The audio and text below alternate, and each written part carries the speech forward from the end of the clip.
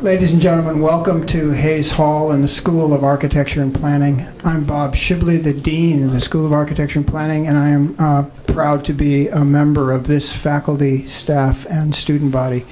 It's a heady time to be in Buffalo. It's a terrific time to be at the university at Buffalo. I extend welcome to our provost, Chip Zukowski, who's joined us this evening. Thank you, Chip. We are here this evening at the Sidney Gross Memorial Lecture offered by Shohei Shigematsu. I want to say just a little bit about Sidney first. Tonight's lecture is named in memory of Sidney Gross, a former student of the School of Architecture and Planning. Sidney died in a car accident in 2009, shortly after her freshman year. But she did not leave without making a significant mark on our student body, on our faculty, and in the continuing life of the school.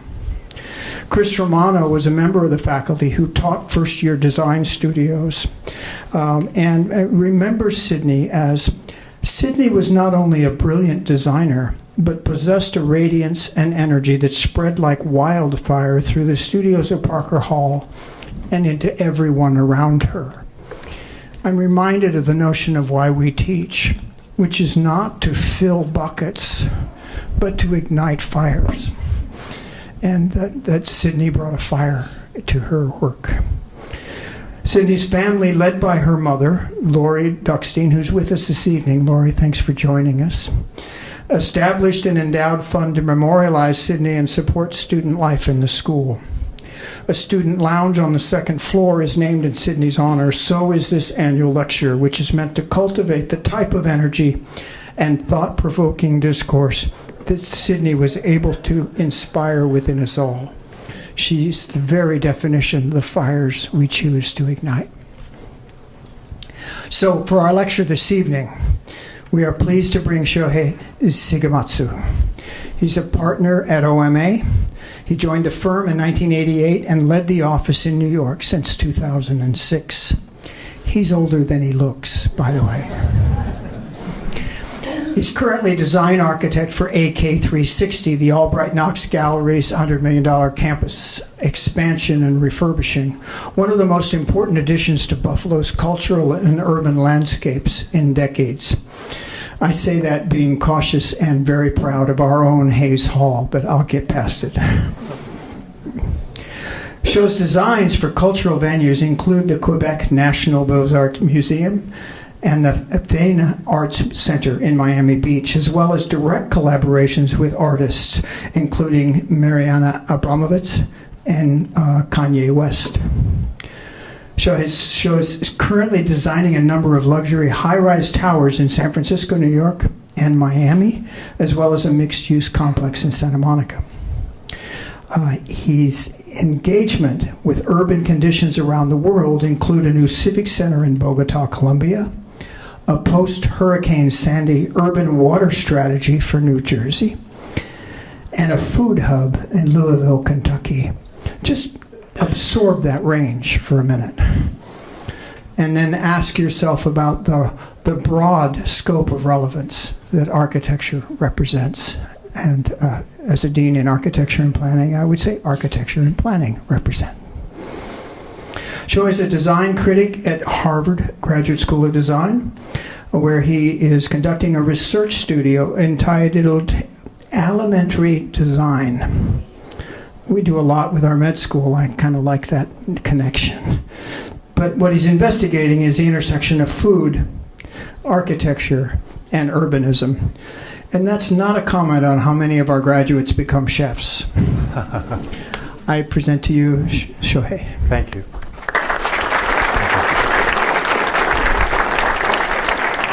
Good afternoon. Thank you for coming. Exactly 5 years ago, I gave a lecture here. The condition in our office, and I guess a little bit of Buffalo, was quite different then. In 5 years, many things has happened, especially in our office. But now that I'm more and more engaged into Buffalo community, I also feel a much stronger momentum at Buffalo now than then. And I'm very happy that I'm part of this community. And thank you for accommodating us. And our team is also sitting at the back. So we are looking forward to have more further exchanges with you using the opportunity of dealing with Albright-Knox extension, which is, as it was described, probably one of the most important cultural projects to come in this city. I have many slides, so when you feel dizzy, please let me know. Of course, we always try to look into the specifics of the city or the university we give a lecture. Did you know this? It's a bit kind of cynical, but 10 cities that are about to be famous again, Buffalo. Your upgrade of public space is remarkable. Even the travel and kind of leisure is kind of picking up Buffalo. And this is a top 10 city for millennial home buyers, 7th Buffalo. So the quality of life here and the younger generation who are looking at those are picking this city. I don't know what Albany is, but so you can see that the younger generation is actually kind of coming into this city, creating new culture, increasing, again, millennial jobs, Buffalo, and also different companies making difference. And I guess also the university is trying to address the resiliency or the sustainability aspect that you're part of a bigger water system and green system. Now I go into our firm. I was in several lectures recently, and in the introduction, the dean was trying to be nice to me and ask students, oh, you know the firm OMA, how many people do you have this book? How many people have this book? And expecting that many will raise their hands, but recently I encountered many occasions that like only 10 students raised their hand. So this kind of course, my mentor Rem Koolhaas's writing was almost 20 years ago. So OMA's brand is now becoming too established. That's why I'm trying to change that culture as a kind of outpost of the firm in New York. So this is just the kind of old dictionary size. The firm, as you might know, is divided into two. One that deals with architecture, OMA, and AMO, which is a think tank that deals with speed of the current society. As you might know, OMA was very famous, is still very famous for spawning very successful firms. As you might know, big other firms here. And these are my generation, and that's a little bit before. But anyway, OMA is such a kind of studio-like or machine-like to teach a methodology that can be used in the future for your practice. So it spawned, also it was a very kind of nasty working environment, so a lot of people just left and made their new office. So that's how it worked, creating a kind of successful outpost. And then these are the work, you might say it's still in the grain of similarity or something very different. Anyway, they're very successful offices coming out, and there are some similarities. We're just showing our copyright being used by other spin-offs. You can see that you have to check the ears. Anyway. But what's changing now is that the firm is kind of becoming a bit more adult and containing this kind of outpost within the firm. So represented, for example, the New York office. We have a comfortable distance to Europe. And when we opened the firm, when I took over the firm, it was like 2006 or 2007, where the crisis was already kind of being hit. So no one was really interested in US, so I had a kind of complete freedom to rebuild the brand of OMA. So now, since then, I started with 5 people, now we have about 80. But anyway, the point is that the OMA is now becoming a multifaceted company, not headed by a single architect, but headed by different offices and partners. I would like to describe my, thread my lecture through changes, because what I learned the most in OMA and through REM is to capture the change and then use that for architectural intervention.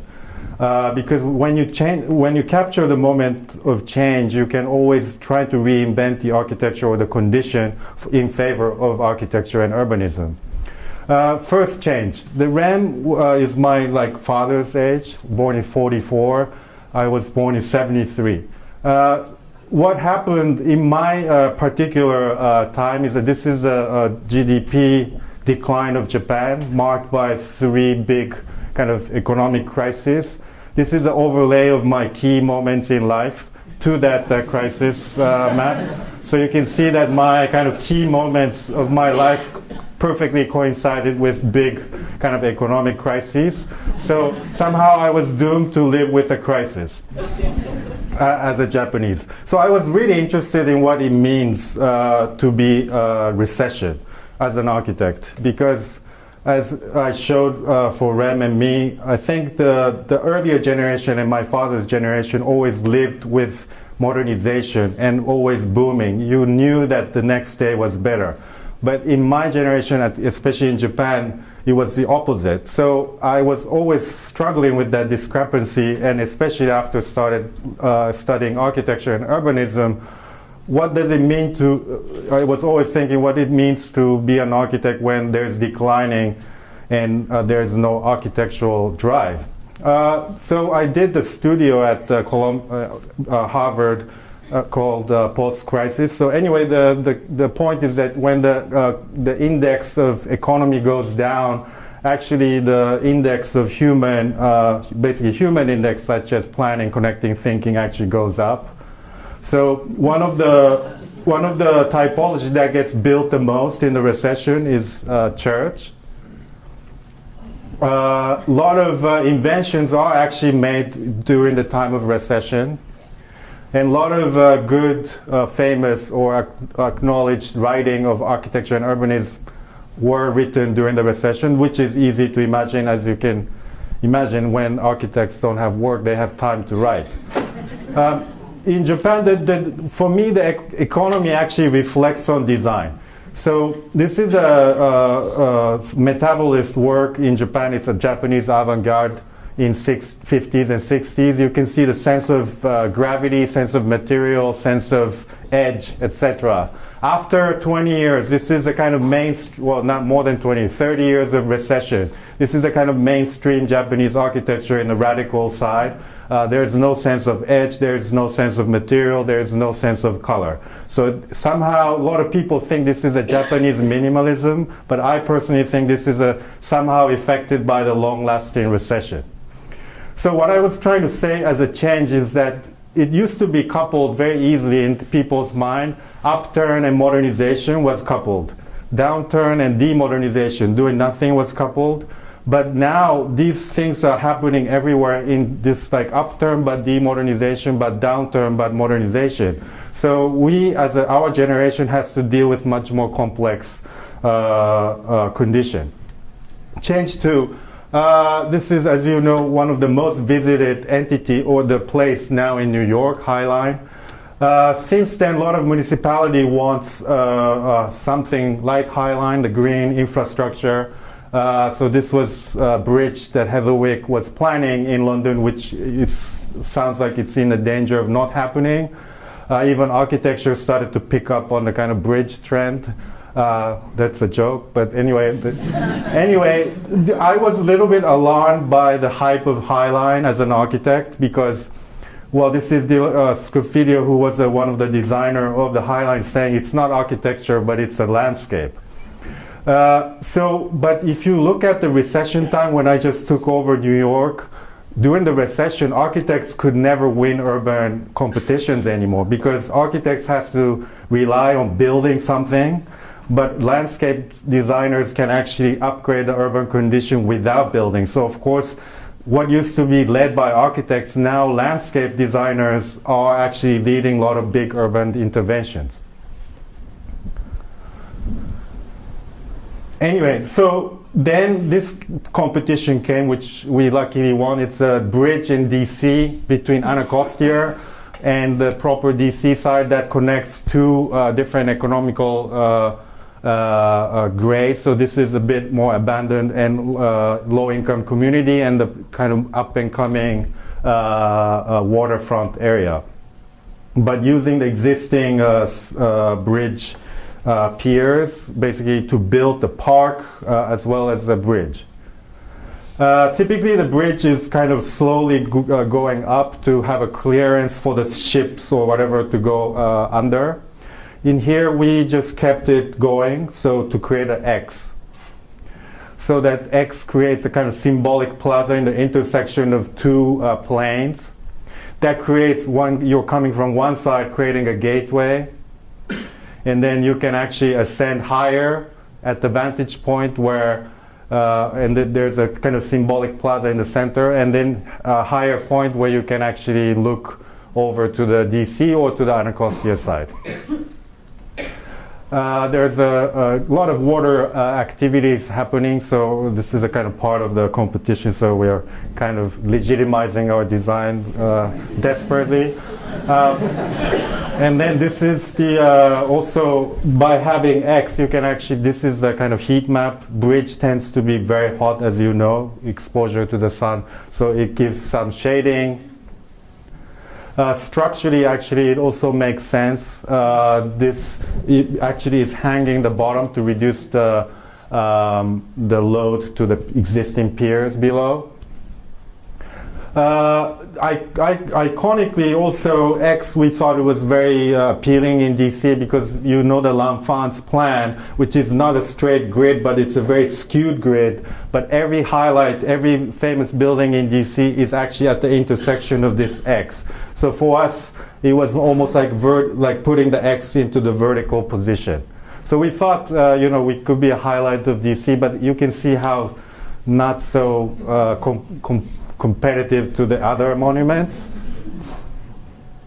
Well, these are just trying to say that it's like a kind of Rialto, but it's kind of X.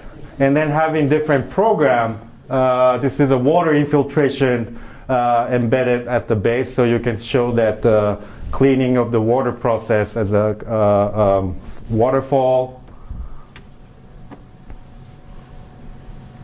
And the cafe that looks into it. We are trying to project the history of Anacostia. There are a lot of storytellers telling the history of Anacostia, so to try to be reflecting the community. Again, cafe, performance space, Air Force One. We thought that we could actually be strong in iconic, or we can start to compete with other buildings because it's X. So we can actually thought we can use the $10 to have a X. Anyway, sorry, I have a lot of jokes. So.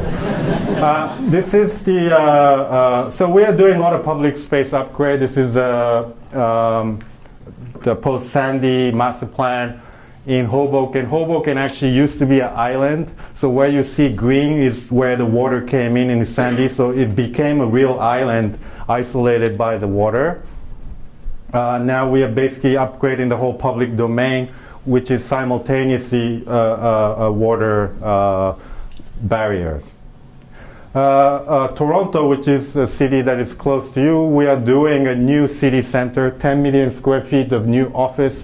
That's downtown. That's in the east side at the Don River mouth, which is a transit-oriented development. So we will make a new transit hub here, which is simultaneously a bridge to go over the water from this distillery district and Pan Am Game area to go across and then create a hub and then to plan new city entirely around that transit hub,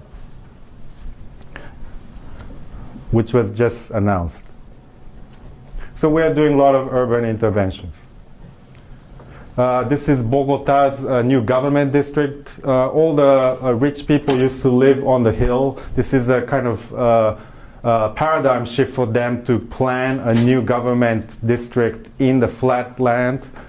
We connected the Central Park to the National University with a green, car-free public space, and then defined a new government center which has a symmetrical and monumental frontage, which is now implemented and being built. Now I would like to talk about the Cornell. Cornell was architecture, art, and planning faculty addition. It was rare that we were the third architect to be doing the same design. So first Stephen Hall won the competition, second Barco and Leibinger got it, and then we were the third one because the first two failed. Typically we are the first one and then someone takes over, but we were lucky to be the third one. This is the condition when we came. The architecture, art, and planning were housed in different wings in different buildings, so they didn't really talk to each other and they even hated each other. And it was also isolated from the art squad. They had this kind of northern campus which overlooks the gorge, but they didn't really capitalize on that potential. Anyway, it was a lot of problem like this. So what we did is to define a building that is entirely based on an existing buildings line and make almost like a mini art squad that is simultaneously a bridge that connects three buildings, but to provide a very flexible space for the art and architecture education.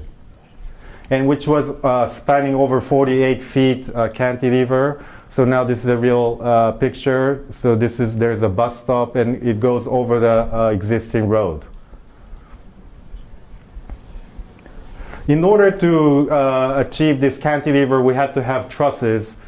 If you provide a Virendale truss, the straight columns, then it will be very expensive and heavy. If you provide a most conventional truss, there are a lot of head height issues. So we actually analyzed more the circulation and program as well as the moments, the actual stress pattern of the building, and then came up with more hybridized truss where there's a more circulation and less moment. We kept the Virendale and it gradually became a truss. So the students can actually see this form and learn where the stress is happening in the building. So you can see the kind of traveling truss. Again, straight to truss.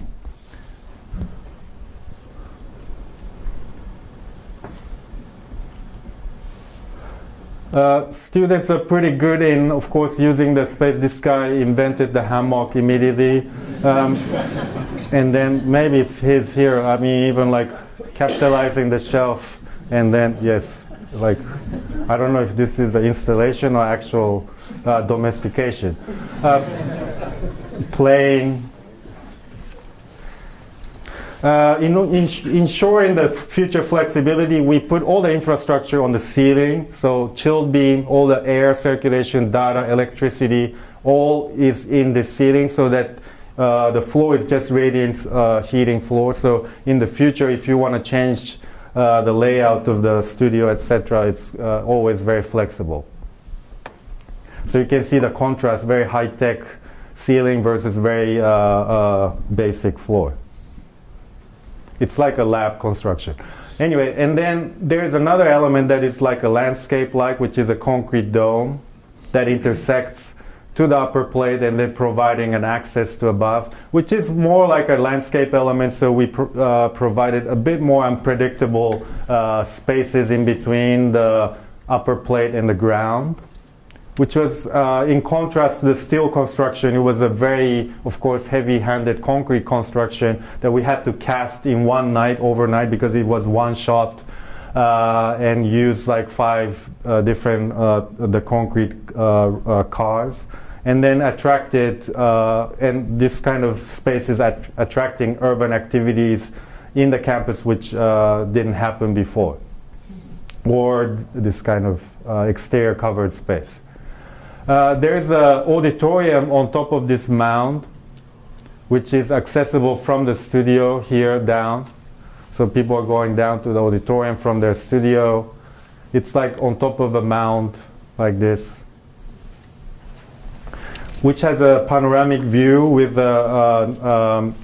acoustic glass, so you don't hear anything, but you have a view because you're already And it preserves certain darkness already because there's a cover above. So you can have a lecture without closing the curtain, and also you can see still like buses and cars and people going around, but so you see the urban activity, but you have an open auditorium. This is Howard Milstein, the main donor. He liked this auditorium so much that he also wanted to use this as a boardroom for the entire university, but he decided that while the construction was going, so it had to be retrofitted. This was a boardroom that they were using in Cornell. It was, this kind of long thing that is hard to go out. So we looked at the kind of types of chairs, and of course the board members need to be recognized. So we came up with kind of individual swivel chairs, like a business class chairs that has a voting system, etc., and built in like this. But the problem is that this board meeting only happens twice a year. And you don't want to have permanent installation because this is for students basically, and you don't want to have off-site storage to bring in the furniture each time. So what we came up with, so these are the kind of configurable thing. What we came up with a system that actually you can electrically store the chairs into the floor. So we thought it's actually quite interesting that like a zombie of board members, actually twice a year, actually they come out and then form the board meeting. So you can see. So this was retrofit.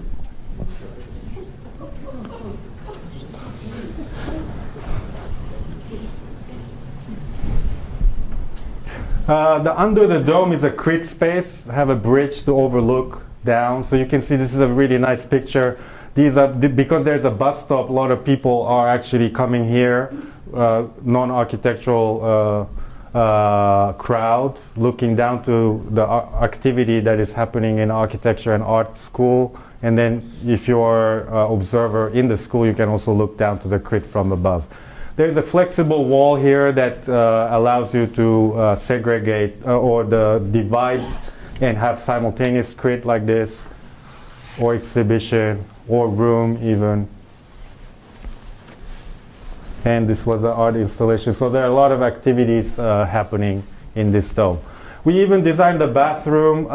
This was a continuous ribbon of stainless steel that intersects between men and women. So you are always actually in the bathroom next to a different gender. So it keeps certain tension. But now, as you know, the issue of bathrooms with the gender issue, this is not even, we have to rethink the men and women separation. But this was also, the signage was deliberately kind of kept it vague, XY, man, XX as women, so that you don't really know which way to go.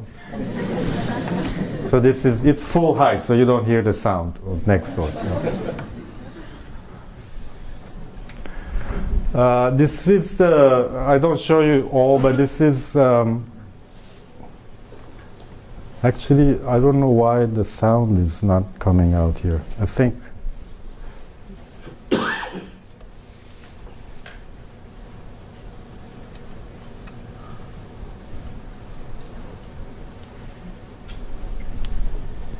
it's this, right?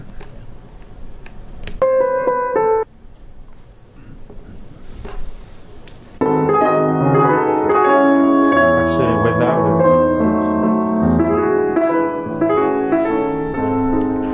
This is a student film, the 78 hours. As you know, the architecture school is a hard-working environment, so 78 hours they filmed and then made a movie which got an award.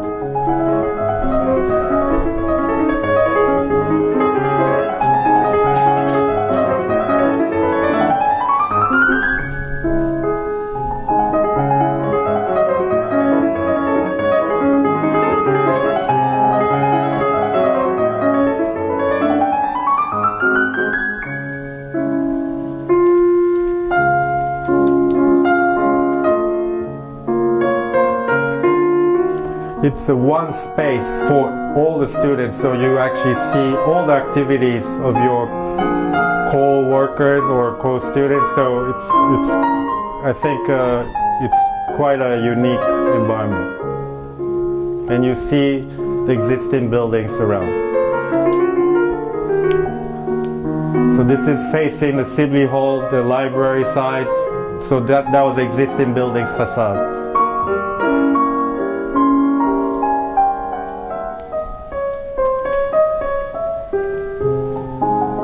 Anyway, I have a lot to show, so I will skip. The National Museum. So it's actually quite similar to Albright-Knox. The existing museum was in the Battlefields Park where French and English fought. As you can see, Quebec City is divided by a big park and a city. The museum for the first time bought a site that faces the main boulevard of the city next to an existing church.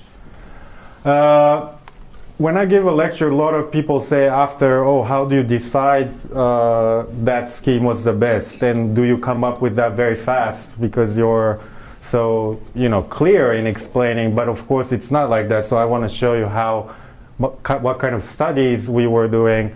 This is, again, extension from the existing museum. This is a church. This is a boulevard. This is a scheme that is like an ant farm. One big wall where it's multi-story, so you can actually see the movement of the people like wall. This is a 2-tower. This is an internal communication updating the team that sending updates to the leaders. So we test with models and views. This was a scheme that focuses on the skylight. Because it's multi-story gallery, we wanted to bring the natural light down, so there are more like this kind of valley-like condition above, so to bring more natural light. This was one of the nice schemes. It's a triangle, so we thought that we could bring people directly to the park, not to the museum, and then create an interesting tension between the church. But triangular plan, as you know, it's a bit difficult plan to deal with, and also the form looked a bit like a Dutch cheese, so we thought it was too obvious. So after that, we decided we like this kind of story and narrative.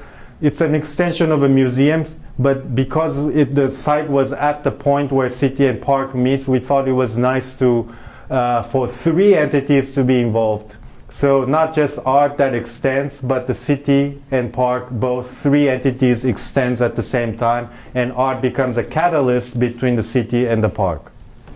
So it was, as you can see, the topography actually continues over, and the city activity comes under. And 3 gallery box, temporary, permanent, or design and contemporary, and Inuit and design. This is how it is now. So you see the landscape going over and the city coming in, and we kept it low, as high as this lower part of the church, so that the church becomes the symbol of the museum, because the museum is thinking to use the church in the future, also part of the museum. The frontage. This is the Grand Hall. The funding of the museum is half sustained by the government, but half they have to make their own revenue. So the museum is actually used almost like an event space. So we were charged to actually create a column-free space on the ground, which almost like an extension of the street, surrounded by different programs, but they do a lot of events here. So this is a view back to the city from that Grand Hall, looking towards park. And then looking towards the church side, there's a smaller presbytery portion that intersects the Grand Hall, which we made an abstract concrete wall, and then the ticketing and the coat check. So you have the history on one side, park on the other, and then the current city. So I'm just being proud of. He will appear a couple of times, so please bear with me. Opening, parties. The circulation is organized with a different program. This is a main stair. Because some people are coming from the tunnel, from the existing complex, we basically create an atrium that is almost like a kind of spinning wheel, so that people coming from the street and people coming from existing complex is meeting here and basically either going up or down. Again, JT. This stair is quite, it's kind of convenient lately to actually investigate the post-occupancy of your building through Instagram. So, but of course we chose only kind of beautiful ladies.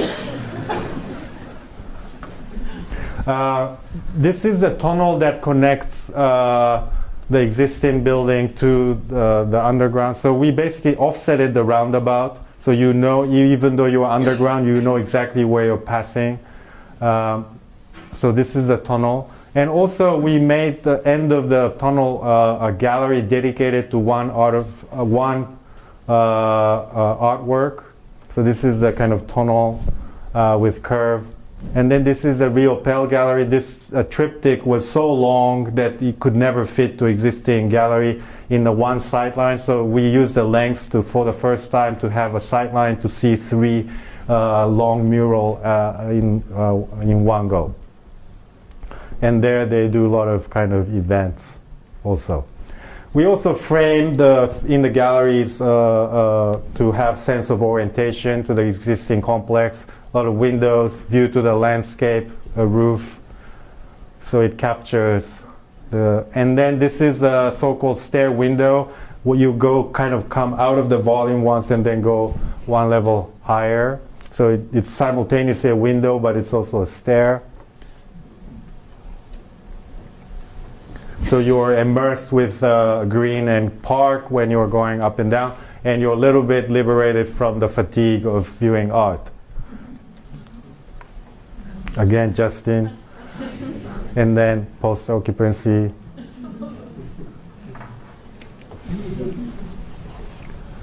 Facade is 3 layers of glass, having some having frit, one having texture glass, all 3 different glass that has a depth, creating depth, and echoing the structure behind. So it's almost like an inverse shadow of the structure behind. So you see the kind of ghost of the structure, but it's all frit.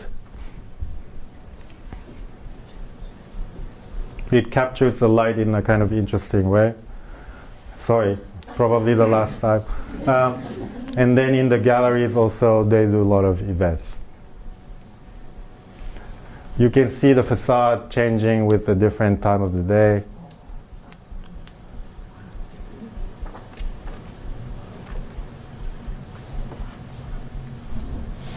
And then obviously very intense winter. There's a courtyard between the church and the museum.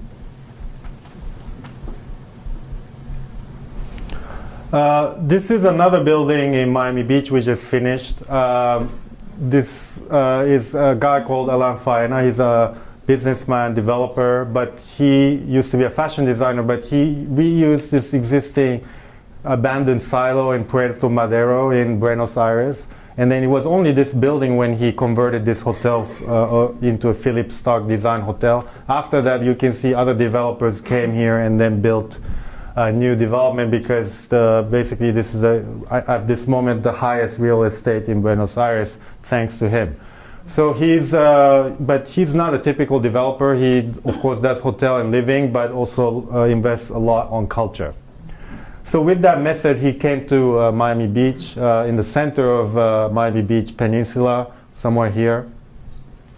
Our site was 3 sites, where the creek, the salt water, the big public beach and more private creek side was very close to each other. We came up through urbanism of like having a Collins, which is the main boulevard of Miami Beach, and the creek side, and then providing like 4 equal volume rather than 1 big volume here and 2 smaller ones. and then created a literal center because it's very difficult for people to cross this road because it's high traffic road, and also the beach is basically this side, so no one actually goes to this side. But we had to do a cultural center here, so we made a kind of round shape to provide more public space around. That resonates the Miami Beach modernism to some degree, but also this kind of interesting juxtaposition of two different volumes meeting, but have very different section, like one is dome and classical and one is a black box. In plan also one is round and one is square or rectangle. So this is a dome. With the Oculus you can actually put the cars from the crane. You can use this as a loading hall too. And all the infrastructure is in this dome. And then you are seeing the black box here. Yeah. And then there's a mezzanine that you can actually overlook. So this is the first installation we did for the opening. But you can also separate the two and then to your opening rather than separating. But you can separate these two and have two events simultaneously. This side is having a big view to the creek. And then there's a third space, which is a lobby, which is also an event space. So, you know, art space nowadays have to provide quite a diversity. And also Miami Beach, as you know, is a home for Art Basel in December. So there are many events that they have to cater. So it's almost like an event machine. We wanted to create a dramatic arrival, and also for the water table issue, we brought the level. We brought the lobby into a higher level, second level. So we cut the cylinder and let the landscape slide under and have a water feature. In order to do this cantilever, we use the skin as a structure. So it's a kind of a shell structure. So all the structure is in the facade. So we tested many ways, but in the end we decided to go with series of arches that looks like almost like a palm tree or organic shell, which we thought it was appropriate for Miami Beach. And that's the kind of structure. So you can see how close it is to the beach, which is a kind of interesting scene because cultural building never, in my opinion, in my experience, is so close to kind of leisure. This is that's the interesting thing about Miami Beach now, that how it's transforming from a resort city to actual living city.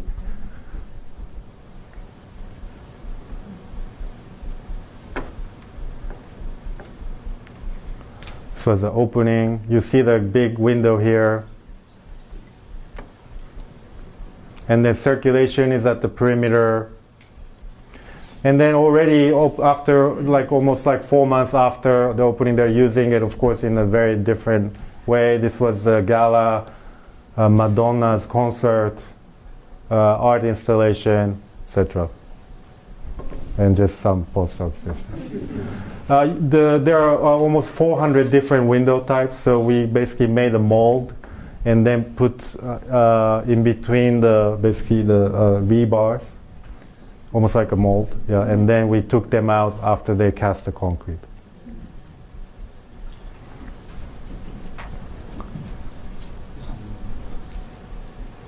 This is a parking garage, mechanical parking, that we had to provide 50% opening, natural ventilation. So we use this perforation, angled hole, so that it's angled so you capture this light in an interesting way than the straight perforation. So it's almost like a tropical facade for cars, ironically, not for a human being. And we expose the car elevators at the side so you can see your expensive cars coming or going. Next to a people's elevator, there's a restaurant at the top, so you see the movement of people and the cars. This was under construction moment, and a lot of people loved this point where there was no internal wall and had a fenestration visible from the main area. So when we were asked to design a stage set for the inaugurational performance with Pam Tanovitz, which is a new and up-and-coming choreographer in New York, we decided to bring back the state of this virtually. So we calculated the opening days, sunlight movement, and then basically calculated the sun and the shadow pattern that is as if there was no internal wall, and then basically project mapped the movement of the sun onto the stage, which was a huge disc where people can sit in the stage. So you can see.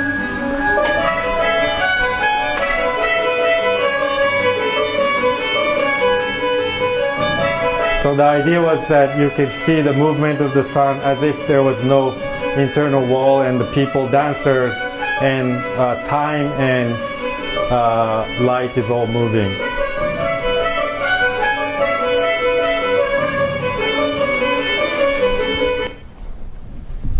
This is an interesting part which I wanted to get to. Rise of design. Sorry, I'll go back one. So it's about the creative economy. I think the design now is, as you know, used as a word in many of the business scene. A lot of business schools are actually using design as a part of methodology to think and overcome problems. But I think the design, as you know, design is a little bit different from design thinking. I like the way that design is actually expanding its territory, but now it's a little bit overused, and I think that's dangerous. This is a question and answer from Eames, sorry, in 70s. Just shut up. Rise of design. What are the boundaries of problems? Is design a creation of a group? Very often. Is there a design ethic? There are always design constraints, and these often imply an ethic. Is it a method of general expression? No, it is a method of action. Anyway, I think the creative economy is an interesting area to look at. Nowadays, you can monetize creative economy. As you know, it's $630 billion. And within that, 60% is a design-oriented business. As you know, like a D school are able to adapt in Stanford is capitalizing on that. They're merging the design thinking to the business thinking, like the IDEO method. Consumer to define a problem. This is a side story, but since the D school was made, the Post-it actually sales exponentially went up. And even the art installation of Post-it. The creative city is a kind of interesting representation also how the word creative or design is becoming obsolete. So there are 116 UNESCO Creative City Network. It's a title you can get when you apply to UNESCO. There are different categories, crafts, folk art, city of literature, city of design, city of music, etc. There are 116. If you look at the track record of designation of cities, it started quite low-key, sometimes not even named one. But now, 2016, they gave about 50 cities. If you look at this exponential growth, I'm a little bit afraid because by 2025, there will be 423 creative cities in the world. And I think this is a kind of representation of how it's becoming a little bit dangerous. So what if everyone is creative? Then, of course, the word creative doesn't mean anything. This is also due to the fact that some people are facilitating the municipalities to make this kind of decision. Someone like Gail Lord, the Lord Cultural Resource, our collaborator actually, but of course they have an amazing, convincing textbook for any government to become a cultural city. So they create a textbook, so every city actually look at the textbook and come up with their cultural planning, which tend to become very similar to each other, which is a kind of dangerous moment. Also in the art world, this is reflected. Change 4. You remember the Bilbao effect. A lot of people, municipalities were spending a lot of money to iconic museums. But somehow the economical decline facilitated this trend to slow down.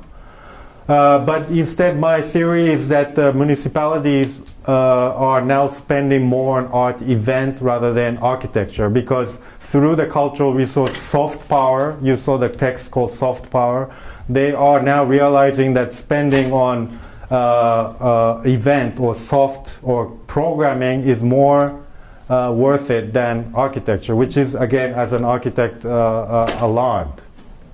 So as you know, now I did a studio at Colombia. There are 190, almost 200 biennials in the world.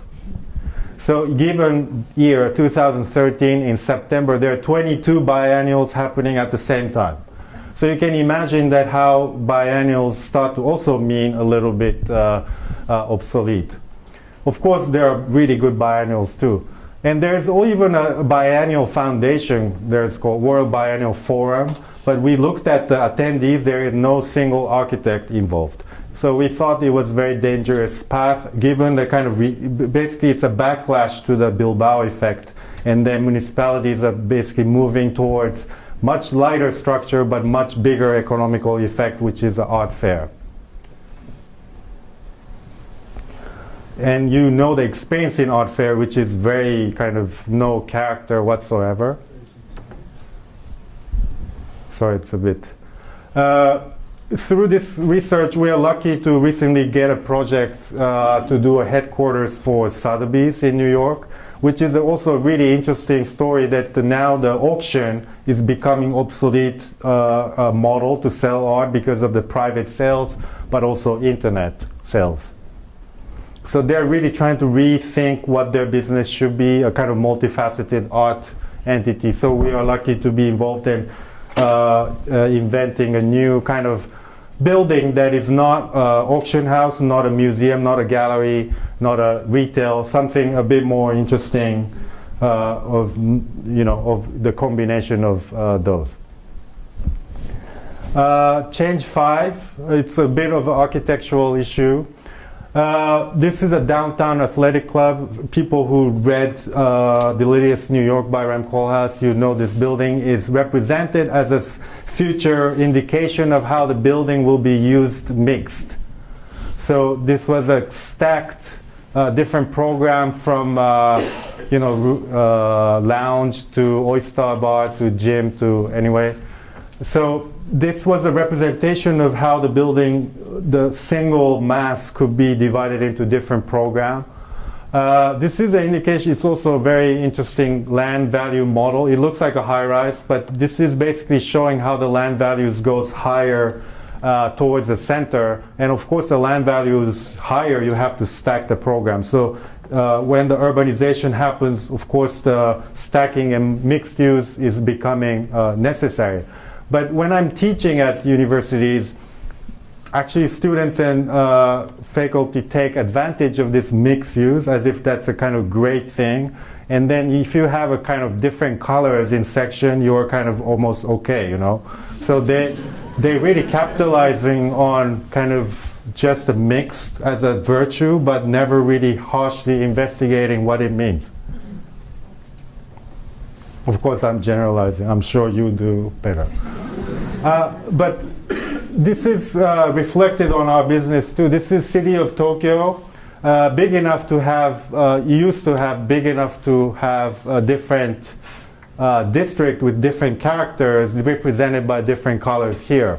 If you compare that to, let's say, dinner with your family, it's a kind of a la carte style which you share and have different conversations, etc. But now recently, this is my client Mori building, but they recently are finishing many of the big commercial developments, which has exactly the same ingredients of mix, like office to culture to which is in itself not bad, but imagine this is replicated everywhere. So we call that as a bento box instead of a la carte, so which is a kind of pre-packaged meal that is always housed in a single envelope. And so what used to be kind of animated and kind of different Now it's kind of course I love bento box and I eat bento too, but it's kind of predictable in your experience. So you can imagine as an architect when you're actually designing the skyscraper or big commercial development, if the ingredients doesn't change, of course it's hard to be profoundly providing a different experience, which is not just in Tokyo, but I feel that's happening everywhere. I go very fast, but so thinking of that, what we are moving towards as a firm or OMA New York is that this is a project in Jersey City. We know that this kind of the whole mixed-use thing is coming from a developer's norm of the different program being efficiently stacked onto a single mass. But we thought that maybe we just push that kind of economical drive even further and reverse the thinking. Like the Downtown Athletic Club, it used to be one hermetic volume that houses different programs, but then you always have some loss because a program will be always a little bit inefficient if you housed in a stack. So we thought that we can actually come up with ideal volume based on the norm of the developer first, and then stack them on top of each other like the wooden block. So what happens here is that the building is iconic, but in each block, it's almost like a perfect plan for the developers. And then providing an interesting public space. So it's almost like a stack of existing buildings on top of each other. It's the one in Jersey City. So the effect on the skyline is quite effective. And then this is the one we're doing in Santa Monica with the same logic, hotel, residential, office, which all looks the same but slightly different based on the norm. So each bar is perfect, but the way we stack is the way to create the iconic gesture.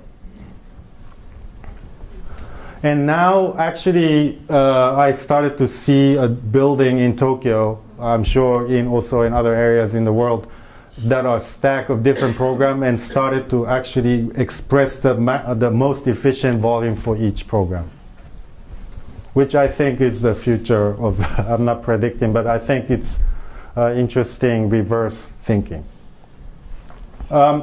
Lastly,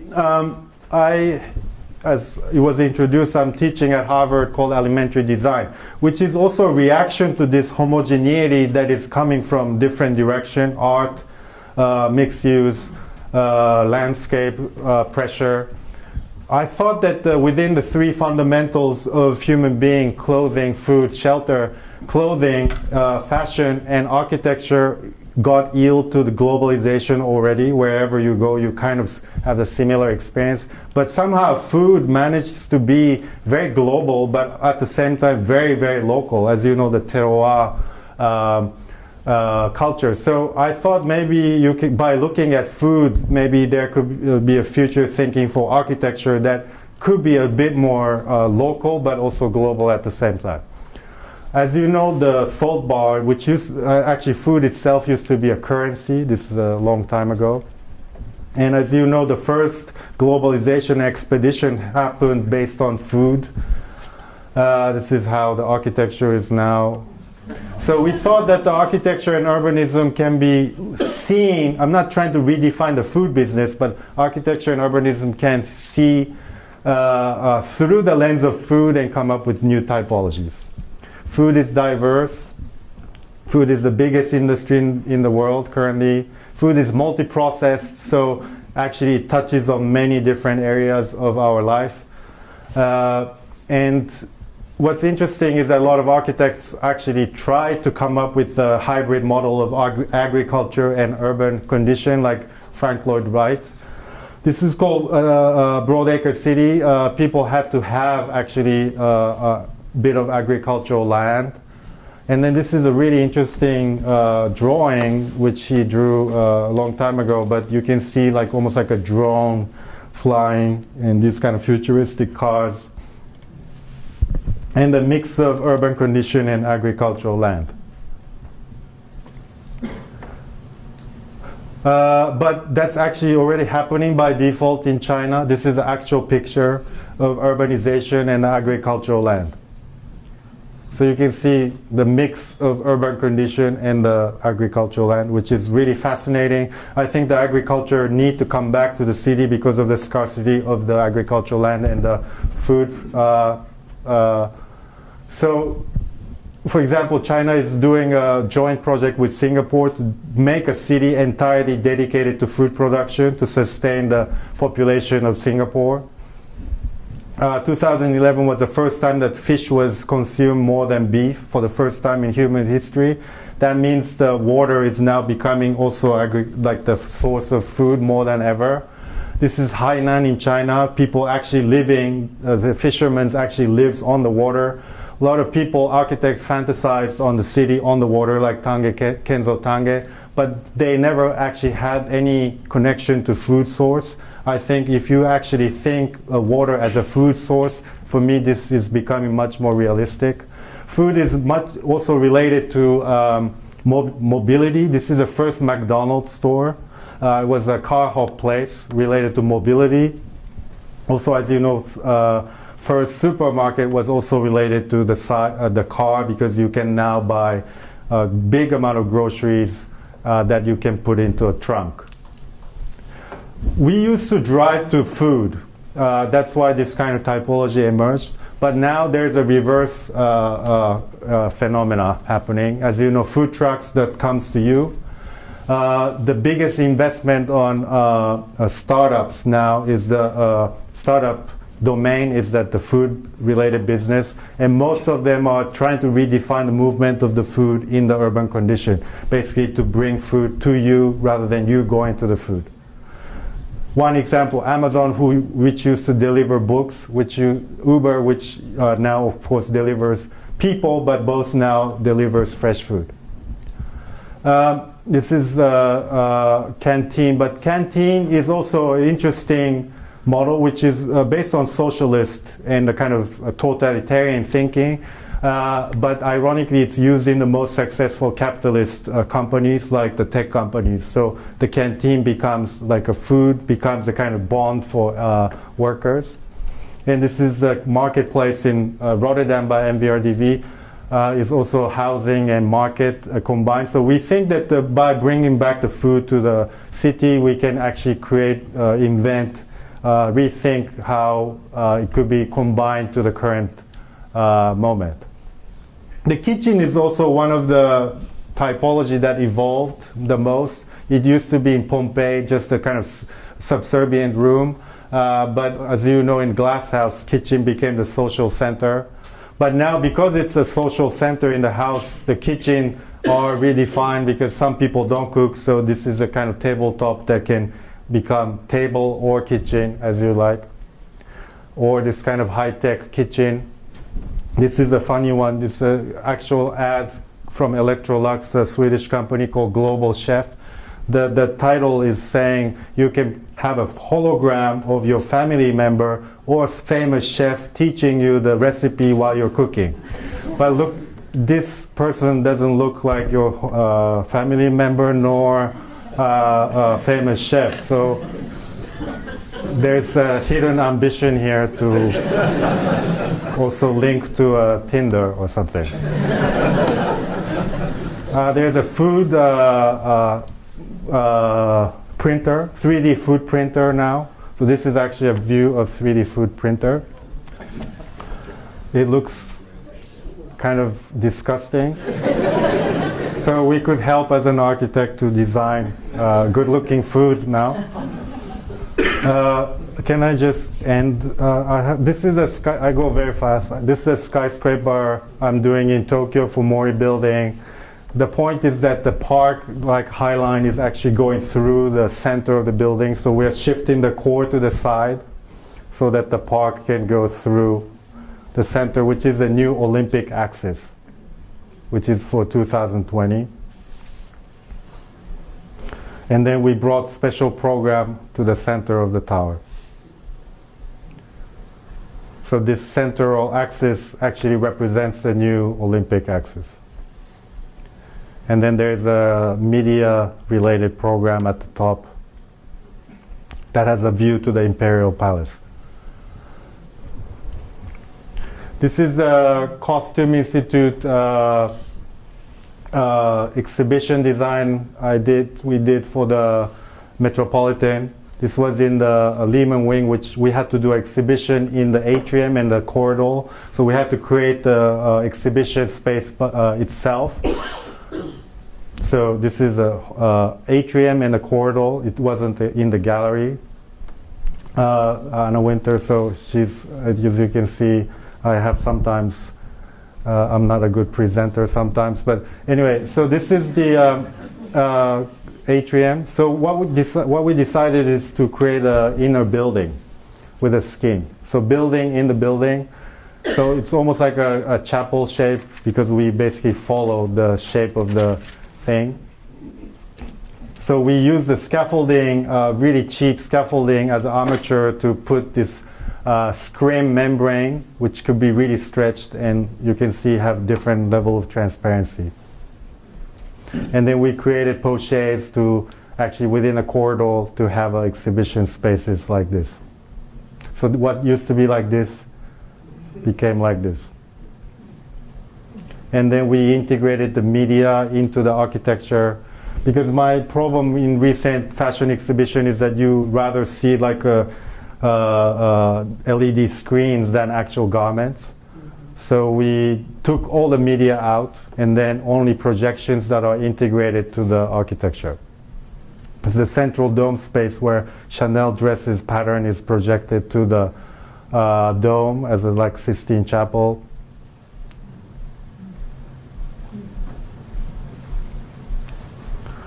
And then we designed the gala with the famous, which basically fundraised almost like a year amount of operational money for Costume Institute.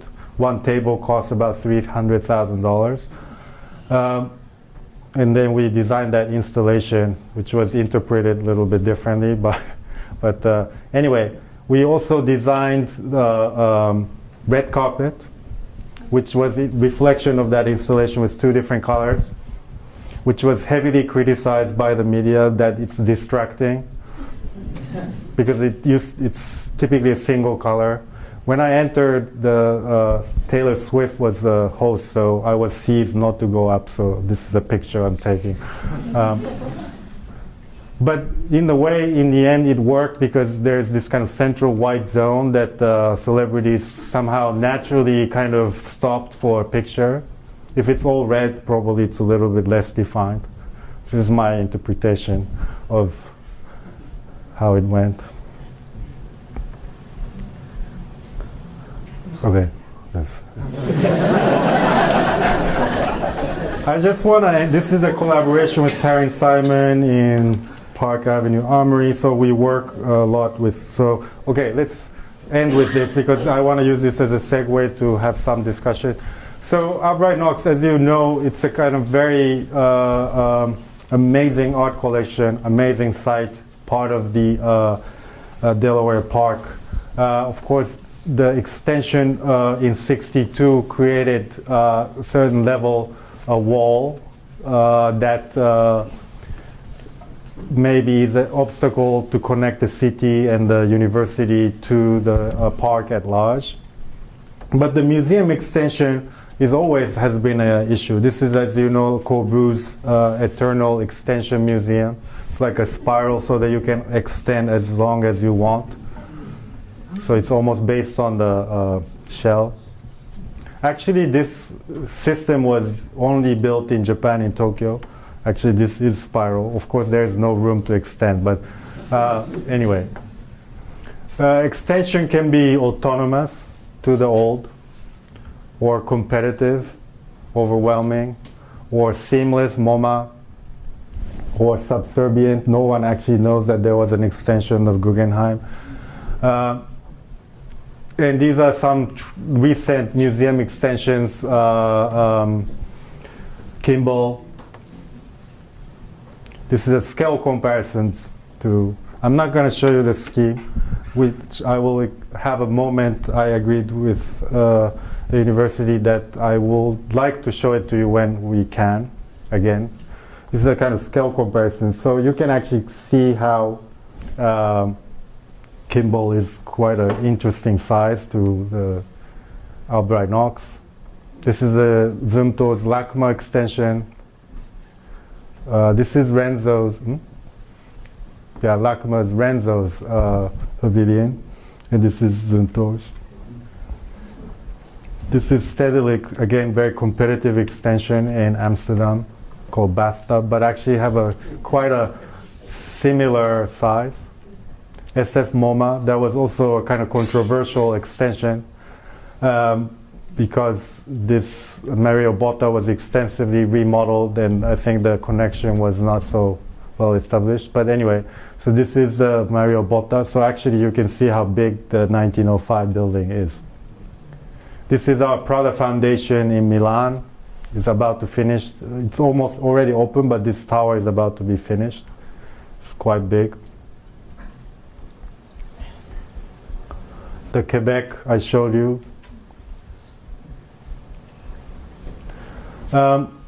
My art engagement started from the Whitney extension in 2001. This was my first project I led, actually, next to the Marcel Breuer's project. We launched the building because this brownstone was protected, so we could only build from the courtyard to have a growing kind of volume. Of course, it was considered grotesque, but we got the approval from board, but the 911 happened, and actually that vote got overturned. So we became a history next to Michael Graves. That was an earlier scheme. But even Renzo Piano, who took over after that, failed in Upper East. That's why they moved to downtown. There's a kind of conspiracy theory that Renzo Piano and OMA is the same office because OMA always starts and Renzo takes over. So this is Albright-Knox. Of course, the dialogue between the two buildings is amazing. There's a careful datum that Bunshaft actually thought of. This is what we found in the archive. It's quite interesting. This is a model of the extension. You can see he still had this stair. And also the entry was not that vestibule, but it's kind of another axis. So he kind of had two axes, which I think is interesting. So I can assure you that this will be gone. That's as much as I can say. And hopefully here too. And hopefully here too. Thank you.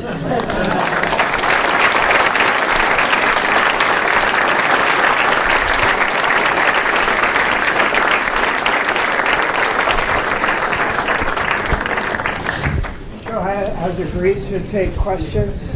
You can ask him about the Albright-Knox, but I can't promise he'll answer or even be allowed to. But he has promised to come back for that conversation at a later date. But please, questions from the audience? Yes, I just had a question about I guess you could call them curtains at Milstein. Who did the sketch on that? Oh, that was a Dutch perspectivist. I forgot the name, I'm sorry. But it's a good point. I didn't explain. It's a very maniac question. But anyway, the curtain, as I said, the view, the whole point of that auditorium is to have a view. But sometimes, like a board meeting, you actually have to enclose it for the privacy reasons. And sorry, just 1 second. And if you close, basically it gives a different perspective by the graphics of the curtain. And one effect is that, as you know, that side has a 48-foot cantilever, but when you close the curtain, there will be columns. That's that kind of joke, but anyway.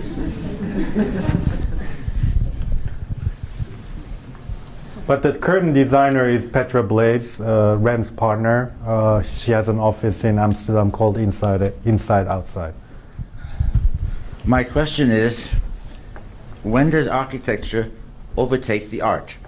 The IMP building in Washington was so powerful, they couldn't do much of the art. The question simply is, when you do a museum, Is it the architecture you're showing, or is it the art? Definitely art.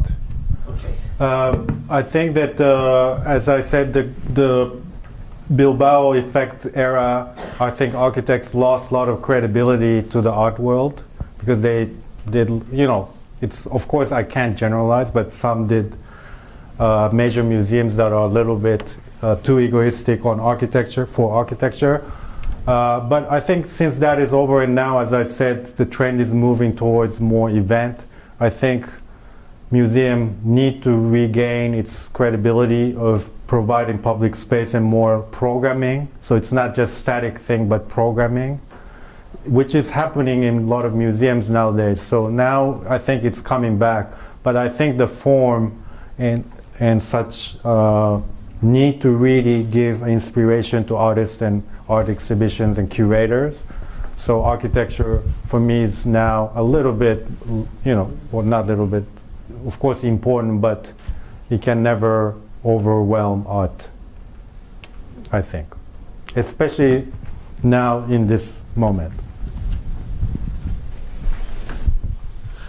Regarding architecture being about capturing change, and that's really a great idea and a great notion.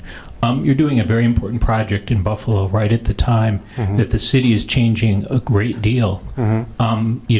It's changed since the time you were selected, to the time that you're here now. So how are you trying to capture the change that you see in the city in your project, and what specific kinds of changes are you trying to capture? Well, that's why I think the change that I'm describing is a little bit longer time span changes or more significant changes that we are observing, like the status of how art world is changing, how landscape and architecture relationship is changing. Those things will definitely have an effect on Albright-Knox extension, because I think at the moment landscape and architecture can have a really true integration compared to the past. For example, that's capturing the change. So I'm not being cynical that landscape architects are winning urban project, but we think that's a change that architects need to catch up and really implement it. So hence a kind of true integration. And art world, again, like if the iconic museum time is over, what is the iconic place? I think it's programming, it's about the continuity of inside and outside, it's a transparency, a lot of things. So we think, the zeitgeist of museum now is a kind of openness and activation rather than not just pristine art galleries. Of course, that's also important. But so those kind of capturing as you saw the mixed-use development, observing the change is sometimes coming from your little bit gut feeling, or there must be something wrong, or we start that kind of intuitive investigation, cultivation, and use or work with institutions to really verify that your gut feeling. In architecture, as you know, you always need to have a client, but it's always very important to maintain your own initiative to cultivate your interest beyond the commission you have. And in that way, you can always be aware of the change and react to the change. Hi. So you mentioned that Rem was obviously a mentor of yours. I'm wondering, I'm just looking at things that inspired Rem, Koolhaas in his earlier works, and I'm wondering what projects, writings, or any things that were impressionable to you as you started off in architecture, things that you draw to your foundation that you brought with you to your work through. Yeah, obviously, Rem himself, because, he's, of course, my, parents' age, but I had the opportunity, privilege to actually interview Venturi and Scott Brown. And I think they are the game changer in the architecture history, from a manifesto-based system where architects had to be genius and, manifest your ideas based on the modernism. But since Venturi, I think it changed to observation. So you try to capture the change, you try to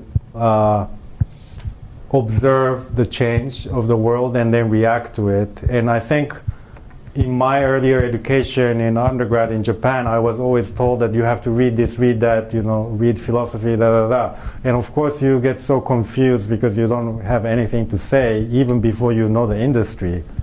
But when I met Rem and when I went to grad school in Holland, I was liberated, like very much, because they're very practical, like pragmatic view of really analyzing the givens and extract the specificity as much as possible. And you don't have to be genius, you just have to sincerely react.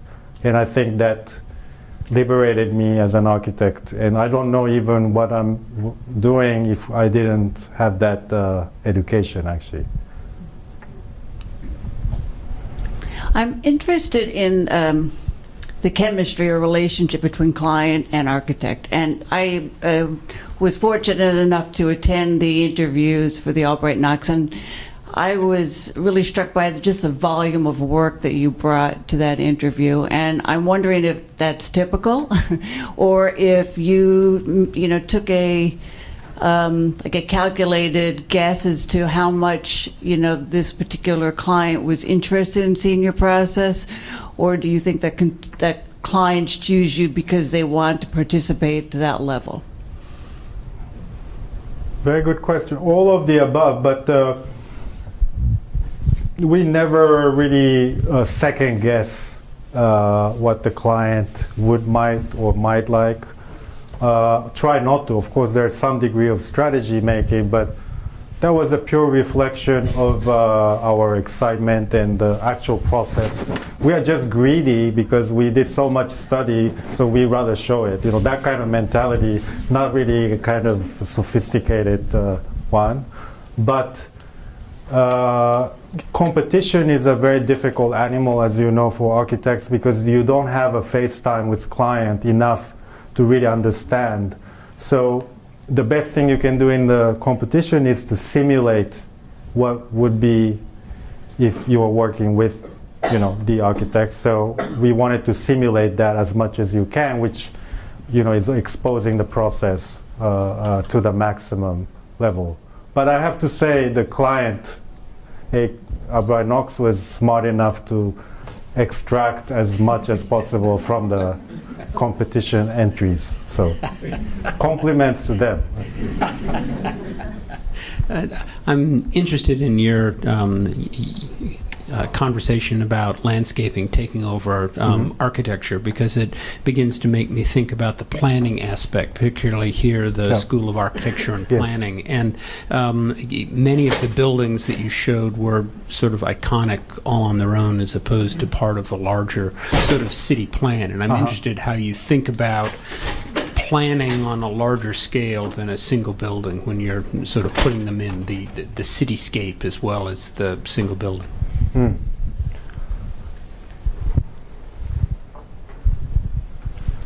I think we do a lot of urban planning too, and for me the planning is very similar to programming in the architectural process, where you don't have any preconceived notion of form or volume, but you basically interrogate the condition as much as possible and then create a understanding of the condition as much as possible and start to understand the relationship, etc. So there are many of the programming, which is our strength, our firm's strengths too, that because we have this AMO as an entity, a think tank, we try not to have any style of form or material that represents us. Rather, we deny the style, but we embrace the style of thinking rather than style of architecture. And I think that's a way to say that yes, the end product is iconic maybe, but we believe that they're iconic in a very specific way, not iconic in the Frank Gehry sense where it's replicated. But that's also informed by our, as you know, half of our office is still doing a big urban project, not just architecture. So that's also how we get still careful about delivering architecture, and it's always urban extension of urban thinking that delivers our architecture, I think. Sure, we have many things to thank you for this evening. One of them is by showing us the Cornell facility. The last two questions came to you by our Director of Campus Planning and by our Provost, and I want to just point out a few facts. Great. The Cornell building, as I understand it, was about $1,000 a square foot. Oh.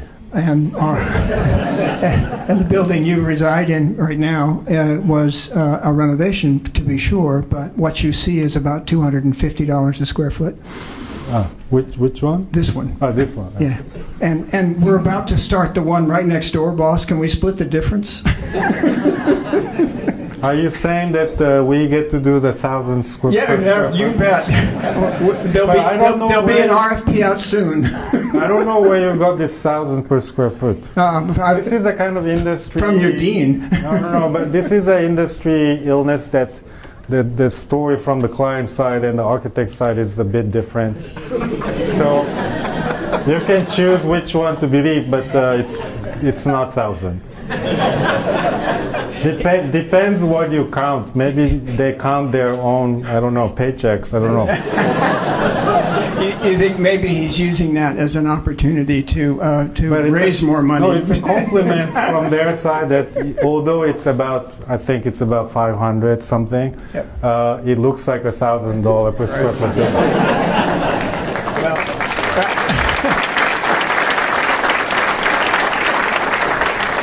So the truth is, this one actually cost about $500 a foot. Oh, yeah. Ladies and gentlemen, Shohei Shigematsu. Thank you.